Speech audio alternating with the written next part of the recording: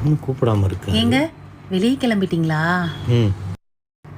போர் அடிக்குது. போர் அடிக்குதா? போய் டிவி பாரு. இவ்வளோ நேரம் டிவி தாங்க பார்த்தேன், இருந்தாலும் போர் அடிக்குதுங்க. ரொம்ப போர் அடிக்குதா? இப்போ என்ன பண்ணுற, நான் காரில் பெட்ரோல் போட்டு வந்துடுறேன். நீ ரெடியாக தானே இருக்க? ஓகே. அப்போ அதுக்கு முன்னாடி நான் ரெடியாக தாங்க இருக்கேன். நீங்கள் சொன்ன உடனே கிளம்பிடலாம். அதுக்கு முன்னாடி நான் என்ன பண்ணுவேன்? நேர கிச்சனுக்கு போ. ஒரு நல்ல காஃபி போட்டு கொஞ்சோன்னு கேசரி ஏதாவது வடை பண்ணு.